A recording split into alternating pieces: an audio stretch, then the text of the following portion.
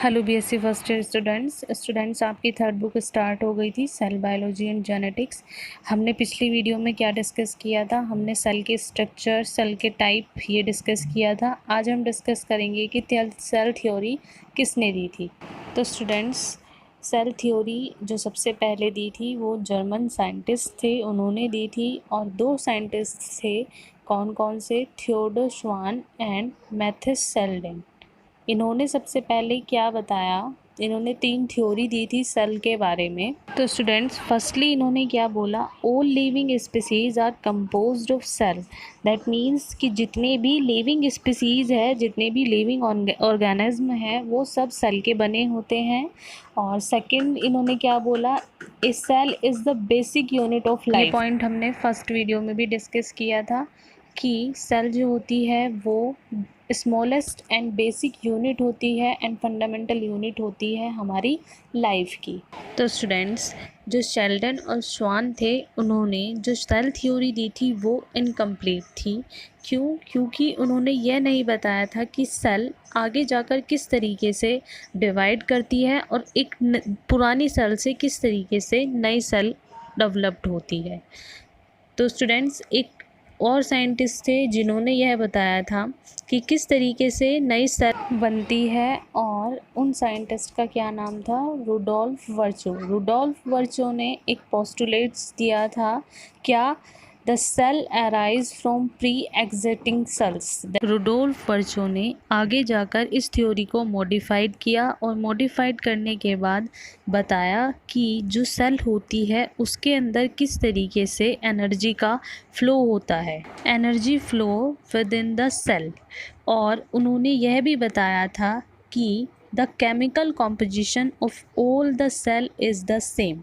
मतलब जितनी भी सेल्स होती हैं उन सब के अंदर जो केमिकल कॉम्पोजिशन होता है वो बिल्कुल सेम होता है। स्टूडेंट्स, एनिमल सेल हो या फिर प्लांट सेल्स हो, उन दोनों में केमिकल कॉम्पोजिशन सेम होता है। मतलब कि जो सेल के अंदर साइटोप्लाज्म प्रेजेंट होता है और साइटोप्लाज्म के अंदर जो केमिकल प्रेजेंट होता है वो सब में सेम होता है। ओके स्टूडेंट्स, अब हम देखते हैं टाइप्स ऑफ सेल। तो स्टूडेंट्स, जैसा कि हम सभी जानते हैं कि 2 टाइप की सेल प्रेजेंट होती है। कौन कौन सी? Prokaryotic cells and eukaryotic cells. इन सेल को जो डिवाइड किया गया था वो किस तरीके से और किस बिहाफ पे किया गया था? इनकी जो सेलुलर स्ट्रक्चर होती है उनके बिहाफ पर इनको डिवाइड किया गया था। प्रो मतलब प्रिमिटिव, मतलब जिन एनिमल्स के अंदर प्रिमिटिव टाइप का न्यूक्लियस प्रेजेंट होता है वो सब किसके अंदर आते हैं? प्रोकैरियोट्स के अंदर आते हैं। कुछ एग्जांपल्स हम देख लेते हैं, जैसे कि आपका बैक्टीरिया हो गया, वायरस हो गया, फंगाई हो गया। इनके अंदर किस टाइप का न्यूक्लियस पाया जाता है? प्रिमिटिव टाइप का न्यूक्लियस पाया जाता है, इसलिए इनको किस में रखा गया? प्रोकैरियोट्स के अंदर। यूरो मतलब ट्रू एंड कैरियोट्स मतलब न्यूक्लियस। मतलब जिन एनिमल्स के अंदर ट्रू न्यूक्लियस प्रेजेंट होता है वो किसके अंदर आते हैं? यूकैरियोट्स के। एग्जांपल्स क्या है आपका? Animal cells and plant cells, दोनों किसके अंदर आते हैं? यूकैरियोट्स के अंदर। तो स्टूडेंट्स, सबसे पहले हम डिस्कस करते हैं प्रोकैरियोटिक सेल्स के कुछ कैरेक्टरिस्टिक्स पॉइंट्स हैं।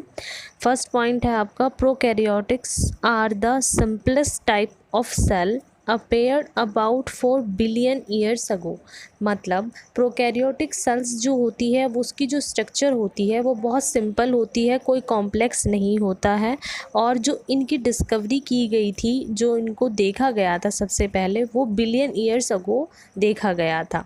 नेक्स्ट पॉइंट है आपका, prokaryotes are the largest group of organism. मतलब प्रोकैरियोटिक सेल्स जो है वो बहुत ही बड़ा ग्रुप है। मतलब जैसे कि हमें पता है जो बैक्टीरिया होते हैं वो एयर में प्रेजेंट होते हैं और वे बहुत तेज़ी के साथ रिप्रोडक्शन करते हैं, अपने नंबर जो हैं वो बहुत जल्दी जल्दी इंक्रीज़ करते हैं। तो इसीलिए बोला गया है यहाँ पे कि ये लार्जेस्ट ग्रुप होता है। नेक्स्ट पॉइंट है आपका, prokaryotic unicellular organism that are found in all environment. मतलब जो प्रोकैरियोटिक सेल्स होती हैं वो सिंगल सेल के बने होते हैं और ये एनवायरनमेंट में प्रेजेंट होते हैं। नेक्स्ट पॉइंट है और मोस्ट इम्पोर्टेंट पॉइंट है, आपको याद रखना है, prokaryotics do not have a nuclear membrane, there genetic material disappeared through out cytoplasm. मतलब प्रोकैरियोटिक सेल्स का जो न्यूक्लियस होता है वो न्यूक्लियर मेम्ब्रेन से बाउंड नहीं होता, जबकि हमारी जो यूकैरियोटिक सेल्स होती हैं उसका जो न्यूक्लियस होता है वो न्यूक्लियर मेम्ब्रेन से बाउंड होता है। इसी वजह से जो प्रोकैरियोटिक सेल्स होती है उसमें जो जेनेटिक मटेरियल प्रेजेंट होता है वो पूरे साइटोप्लाज्म में फैला रहता है, और जो हमारे यूकैरियोटिक सेल्स के अंदर जेनेटिक मटेरियल होता है वो विद इन न्यूक्लियस यानी कि न्यूक्लियस के अंदर प्रेजेंट होता है। नेक्स्ट पॉइंट है आपका, prokaryotics do not have membrane bound organelles. मतलब जो प्रोकैरियोटिक सेल्स होती हैं उनके अंदर कोई भी मेम्ब्रेन बाउंड नहीं होती, जबकि जो यूकैरियोट्स होते हैं उसका जो साइटोप्लाज्म होता है उसमें बहुत सारी मेम्ब्रेन बाउंड ऑर्गेनेलीज प्रेजेंट होती है जो सेल के फंक्शन के लिए रिस्पॉन्सिबल होती है। अब हम बात करते हैं कुछ एग्जाम्पल की। जैसा कि हमने बताया था कि प्रोकैरियोटिक सेल्स में कुछ बैक्टीरिया प्रेजेंट होते हैं पर वे अलग अलग शेप के होते हैं। जैसे कि आपका कोकाई बैक्टीरिया जो होता है वो स्फेरिकल एंड राउंड शेप्ड का होता है, जो बैसिलस बैक्टीरिया होता है वो रोड शेप्ड का प्रेजेंट होता है, और जो स्फेरिकल बैक्टीरिया होता है वो हेलिकल एंड स्पाइरल शेप्ड का प्रेजेंट होता है। तो स्टूडेंट्स ये थे आपके प्रोकैरियोटिक सेल्स के कुछ पॉइंट्स। अब हम डिस्कस करते हैं यूकैरियोटिक सेल्स के बारे में। तो स्टूडेंट्स फर्स्ट पॉइंट है आपका, eukaryotic cells appeared approximately 1 billion year ago। हमने प्रोकैरियोटिक सेल्स में पढ़ा था 4 बिलियन ईयर अगो सेल्स जो हैं वो ओरिजिनेट हुई थी, और यहाँ पर हमें क्या बताया जा रहा है कि 1 बिलियन ईयर अगो, मतलब कि जो हमारे बैक्टीरिया हैं वो हमसे भी पहले ओरिजिनेट हो चुके हैं। नेक्स्ट पॉइंट है आपका, eukaryotes are generally more advance than prokaryotes. Prokaryotic cells जो है वो प्रिमिटिव टाइप की प्रेजेंट होती हैं, और जो यूकैरियोटिक सेल्स होती हैं वो इनसे एडवांस प्रेजेंट होती हैं। नेक्स्ट पॉइंट है, nuclear membrane surrounding genetic material. मतलब जो इनका जेनेटिक मटेरियल प्रेजेंट होता है वो न्यूक्लियस के अंदर प्रेजेंट होता है। नेक्स्ट पॉइंट है आपका, unlike prokaryotes are eukaryotes have several different parts, these parts are known as organelles and they are covered by membrane.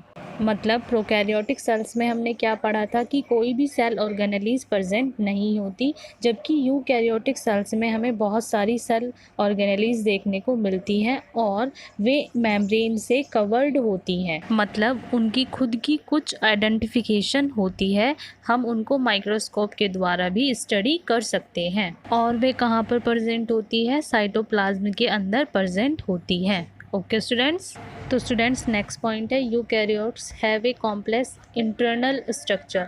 जबकि हमने प्रोकैरियोट्स के अंदर क्या पढ़ा था कि जो उनकी स्ट्रक्चर होती है वो सिंपल होती है, तो जो यूकैरियोट्स होते हैं जो उनकी स्ट्रक्चर कॉम्प्लेक्स होती है वो किस वजह से होती है, जो साइटोप्लाज्म के अंदर बहुत सारी सेल ऑर्गेनेलीज प्रेजेंट होती है उनकी वजह से। ओके स्टूडेंट्स, तो स्टूडेंट्स अगर हम प्रोकैरियोटिक एंड यूकैरियोटिक सेल्स की स्ट्रक्चर को देखें तो स्ट्रक्चर को देखते ही समझ में आ जाता है कि जो प्रोकैरियोटिक सेल्स है वो सिंपल स्ट्रक्चर है और जो यूकैरियोटिक सेल्स है वो बहुत कॉम्प्लेक्स है। प्रोकैरियोटिक सेल्स के अंदर क्या क्या प्रेजेंट होता है, सेल वॉल होती है, कैप्सूल होता है, फ्लैजेला प्रेजेंट होता है। फ्लैजेला जो होता है वो किसी किसी सेल में देखने को मिलता है, राइबोसोम्स प्रेजेंट होते हैं एंड न्यूक्लियस प्रेजेंट होता है। तो ये सब किस में प्रेजेंट होते हैं, प्रोकैरियोटिक सेल्स के अंदर। यूकैरियोटिक सेल्स के अंदर क्या क्या प्रेजेंट होता है, सेल मेम्ब्रेन प्रेजेंट होती है, राइबोसोम्स प्रेजेंट होते हैं, न्यूक्लियस मेम्ब्रेन प्रेजेंट होती है, न्यूक्लियस प्रेजेंट होता है एंड बहुत सारी सेल ऑर्गेनेलीज भी प्रेजेंट होती हैं, जैसे कि आपकी गोल्जी बॉडी हो गई, माइटोकॉन्ड्रिया हो गया, एंडोप्लाज्म रेटिकुलम हो गया, साइटोप्लाज्मिक मेम्ब्रेन हो गई, साइटोप्लाज्म हो गया। दोनों सेल्स के अंदर कुछ कॉमन स्ट्रक्चर प्रेजेंट होती है, जैसे कि राइबोसोम्स हो गए, पर दोनों में अलग अलग टाइप के राइबोसोम्स होते हैं, सेल मेम्ब्रेन हो गई, न्यूक्लियस हो गए, ये सब। ओके स्टूडेंट्स, तो स्टूडेंट्स अगर आपको प्रोकैरियोटिक एंड यूकैरियोटिक सेल्स के अंदर डिफरेंस देखने हैं। तो सबसे पहले आपको उनकी स्ट्रक्चर को बहुत अच्छे से स्टडी करना है और आपको देखना है। स्ट्रक्चर को देखते ही हमें समझ में आ जाता है कि दोनों सेल्स के अंदर क्या क्या डिफरेंट है। ओके स्टूडेंट्स, तो आई होप स्टूडेंट्स आपकी आज आपको जो हमने वीडियो दी है उसमें आपको लेक्चर जो है समझ में आया होगा।